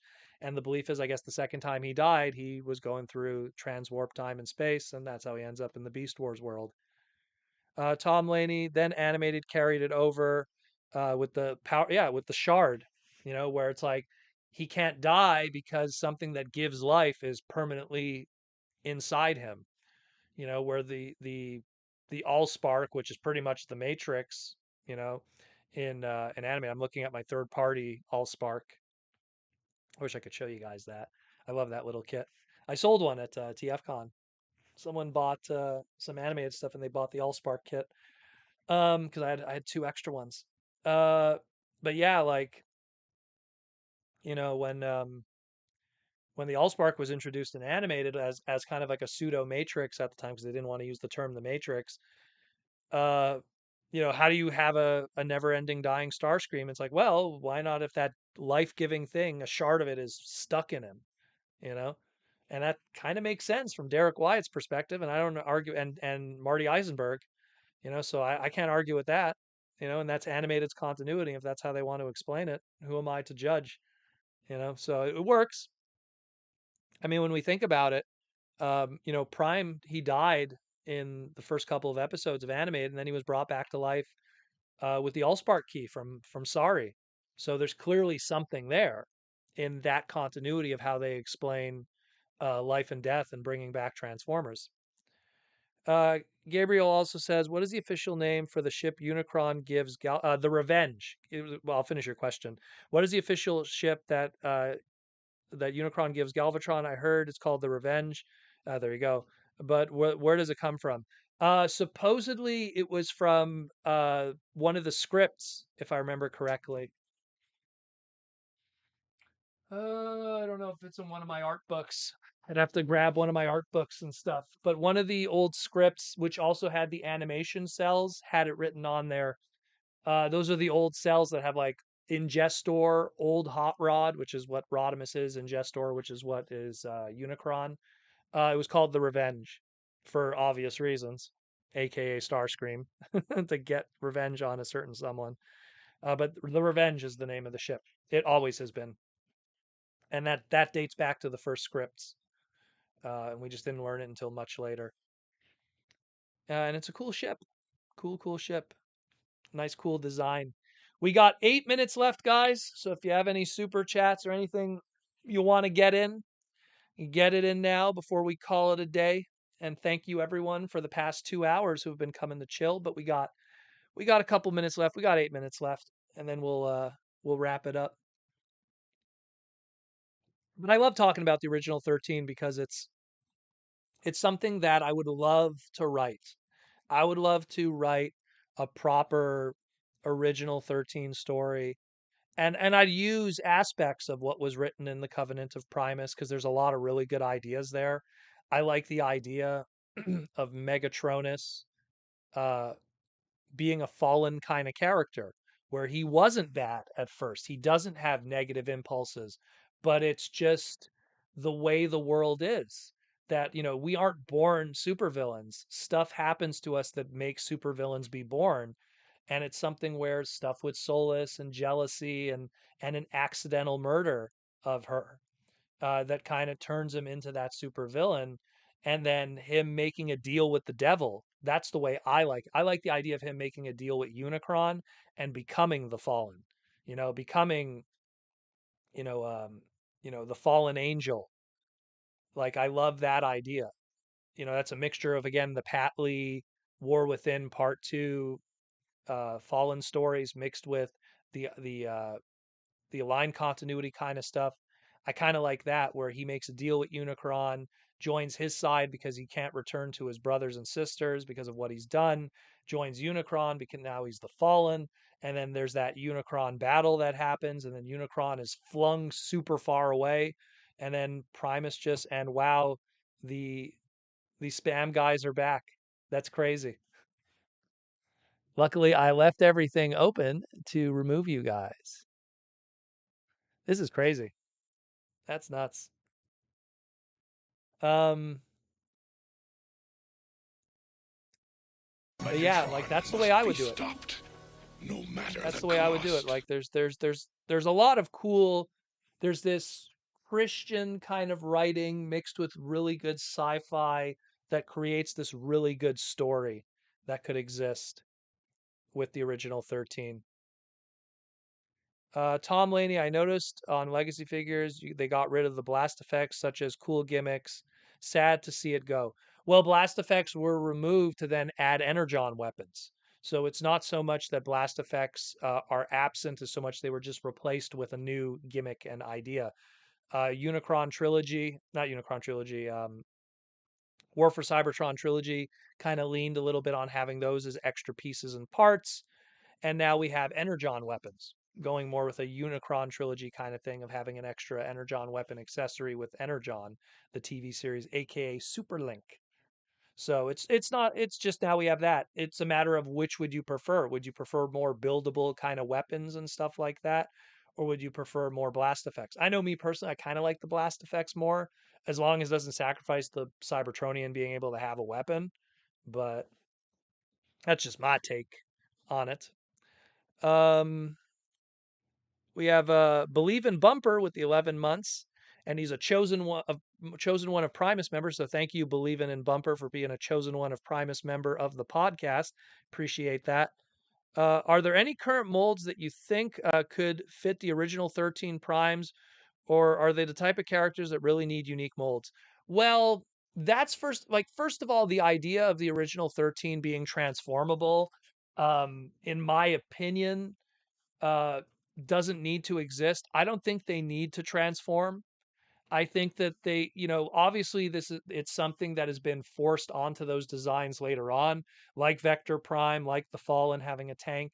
But I really feel transformation is something that comes later in Cybertron. Uh, Primus becoming Cybertron, the beginnings of the wars, transformation is a part of that, where the original 13 are just giant robots that were born from a god, and transformations are not really a part of that. And as a result, because they don't need to transform, that makes them a lot easier to make as toys, because now you could just do really good action figures. And you have a certain line called, I'm not even going to reach for it right now, but the RED line, which I know they won't do the original 13 with, but I mean, it's a good place to put it, you know. You could do all those characters. But I mean, in terms of molds that exist, I don't know. Onyx Prime would have to be something that kind of has more of a Centaurian kind of design, but I don't want to have a transformation element. I want it that they're just really good looking robots.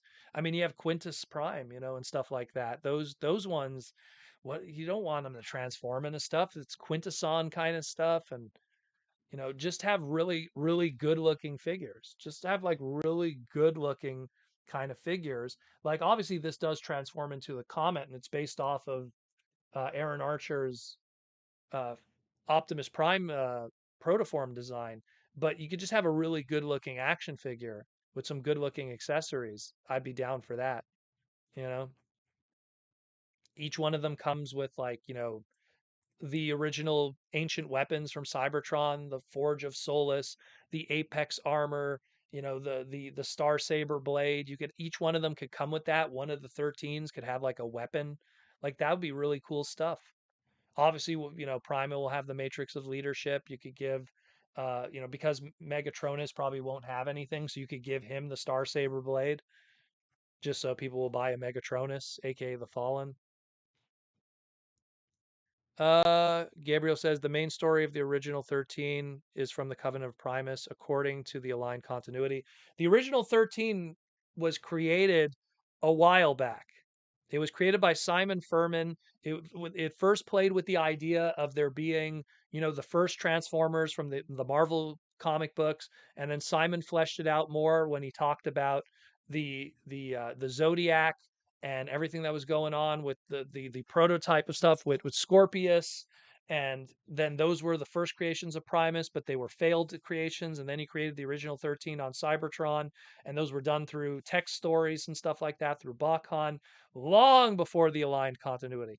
The aligned continuity, what it gave us is it gave us the names of the members of the 13.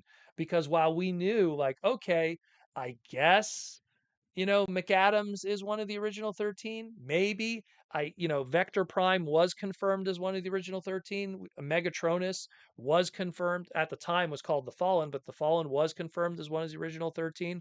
Prima was confirmed as one of the original 13, but we didn't know about Onyx Prime. We didn't know about Quintus Prime or what are some of the others?